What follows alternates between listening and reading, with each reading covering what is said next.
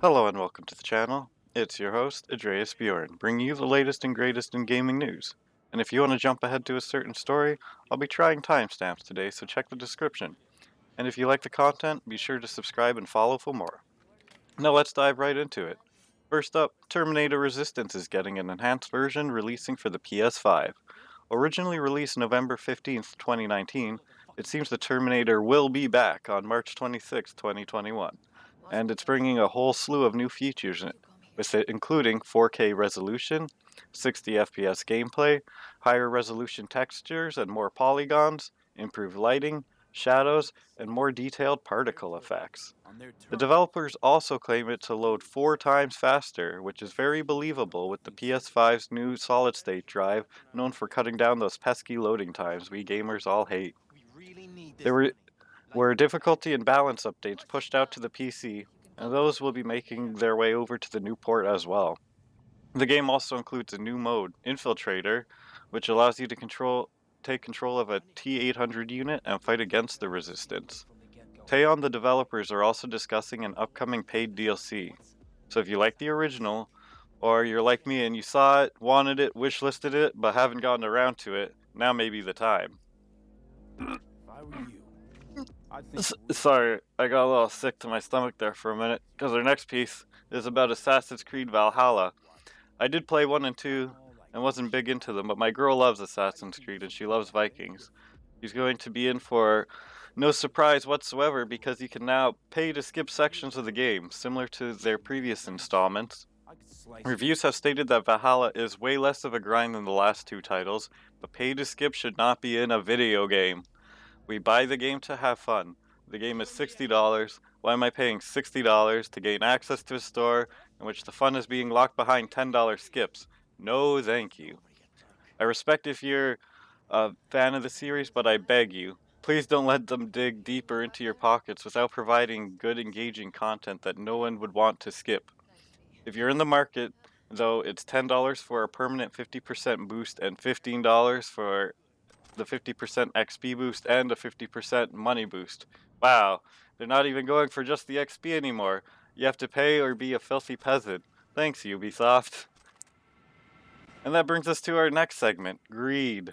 PS5 software sales are failing because no one can afford a PS5 at MSRP. And those scalpers disgust me. These guys are already doing better in life to have the savings to get 50 PS5s, and then they turn around and try to sell it at 3 times the cost. I don't believe for a second any of them are trying to put food on the table for Christmas. If that was the case, you would have bought food instead of 50 PS5s. These are people with money trying to get rich off the backs of the less fortunate, and now they're hurting the software sales market as well. PS5s are sold out everywhere and moved 213k units in Japan since launch. But the launch lineup only sold a measly 63k, which means only a quarter of PS5 solds are actually in the hands of consumers who intend to use them. If we look at the Switch's first month of release, it sold 525k units and was followed up by 509k in sales for its launch lineup titles. This also isn't good for Sony in the long run because consoles are supposed to be a cheaper entrance to gaming compared to PC, and are sold at a loss so Sony makes its money back from the software sales. But if no one can buy the software and the hardware is sitting in someone's garage, we all lose, even the corpos. Hopefully the scalpers settle down and realize we aren't buying their garbage. If you're willing to spend 1.2k on a console, I'd advise building a PC instead. Just don't go for the 30 series of cards. Scalpers have those too. Next up, we have new content coming to Death Stranding for PC players.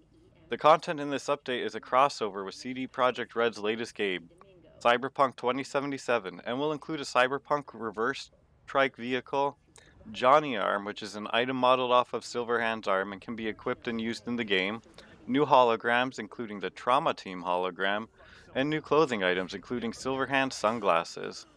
Also included with the update is a new hacking ability that functions similar to Cyberpunk's. This update is only available on PC at the current time. If there are updates for the Sony side of things, I'll be sure to let you know. Next up, we're back at it with more Cyberbug news. GameStop is turning away customers trying to refund the game, telling them to take it up with CD Projekt Red. There was a memo that was leaked, which may be some good news for all the console players out there. CD Projekt Red will issue a patch on the December 21st that should be a fix to address customers' concerns about CyberPunk 2077. If customers are still unhappy and want to return their product, they should be directed to send an email to helpmerefund at cdprojectred.com for reimbursement directions and refunds issued directly from CD Projekt Red. It also seems that CD Projekt Red is changing its message to PS4 users seeking a refund. As mentioned yesterday, Microsoft offers a 14-day grace period for refunds, meaning it's pretty easy for you to get one if you're not happy about Cyberpunk. Sony, on the other hand, the second the content is launched, you're unable to apply for a refund.